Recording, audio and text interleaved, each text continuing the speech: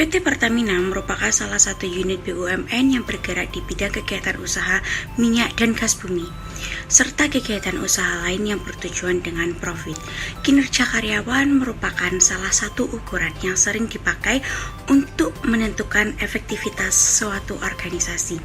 Sebuah organisasi atau perusahaan tidak akan dapat berkembang apabila kinerja karyawannya juga tidak mengalami peningkatan, apalagi dengan semakin meningkatnya persaingan di sektor bisnis tersebut. Motivasi dan pelatihan kerja mempunyai pengaruh dalam peningkatan kinerja karyawan. Oleh karena itu, kedua hal tersebut sangat penting dan seharus diperhatikan oleh sebuah organisasi. Menurut strategi dan teknik yang digunakan perusahaan untuk meningkatkan motivasi kerja yang akan dibahas nanti. Teori motivasi kerja para karyawan termasuk contemporary motivation theory, yang disebut juga ekspektasi teori, yaitu teori motivasi yang mengatakan bahwa orang termotivasi untuk bekerja ke arah imbalan yang mereka inginkan.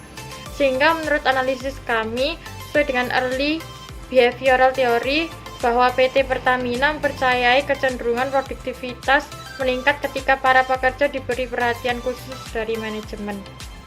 Berikutnya, strategi dan teknik yang diterapkan oleh PT Pertamina dalam memotivasi para karyawannya yaitu salah satu cara yang dilakukan dengan memperkuat kecerdasan spiritual karyawan melalui Personal Transformation Program. Program pelatihan sumber daya manusia ini dimaksudkan agar motivasi diri dan kebahagiaan secara spiritual karyawan lebih meningkat, seperti kematangan cara pandang, berpikir, dan emosional karyawan sangat mempengaruhi hasil pekerjaan. Kematangan emosi dan spiritual bisa menentukan keberhasilan dan yang menjadi cita-cita perusahaan PT Pertamina. Pelatihan dilakukan dengan tujuan agar pekerja dapat mengoptimalkan sikap positif sehingga dapat bekerja lebih baik secara individu maupun tim. Selanjutnya, seperti yang telah dijelaskan sebelumnya, program pelatihan sumber daya manusia yang diberikan PT Pertamina dalam memotivasi karyawannya yaitu pelatihan Personal Transformation Program.